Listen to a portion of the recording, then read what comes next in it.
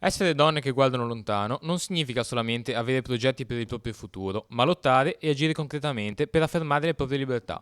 Se necessario disobbedire a quelle leggi dello Stato e quelle regole della religione che non riconoscono pari diritti e dignità a uomini e donne. Lo spiega Viviana Mazza, che dal suo lavoro alla redazione esteri del Corriere della Sera ha viaggiato tra Siria, Afghanistan, Arabia Saudita, Pakistan, Egitto e Iran e ha tratto ispirazione per scrivere un libro. Le ragazze di Via Rivoluzione è un modo in cui sono state chiamate delle ragazze iraniane che alla fine del 2017 si sono tolte il velo che in Iran è obbligatorio per tutti, anche per i turisti, anche per chiunque vada nel paese, e anche se è obbligatorio loro se lo sono tolte, lo hanno attaccato ad un bastone, lo hanno sventolato come una bandiera.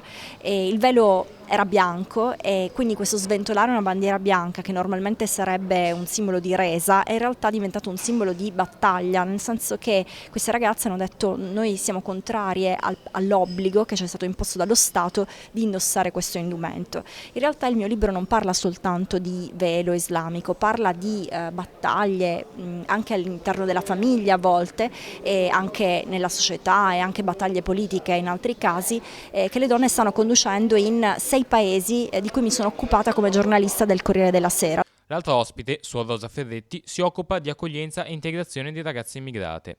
Per guardare lontano verso un futuro di libertà, il primo passo è l'istruzione.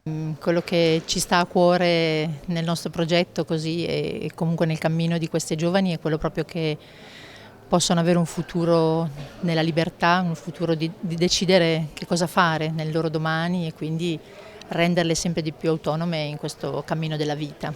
Beh, sicuramente dalla scuola, per renderle capaci di comunicare il minimo indispensabile con le persone. Scuola e inserimento nel lavoro, nella società, insomma, quello che abbiamo cercato di fare e continuiamo a fare è proprio questo, insistere su questo inserimento culturale e lavorativo.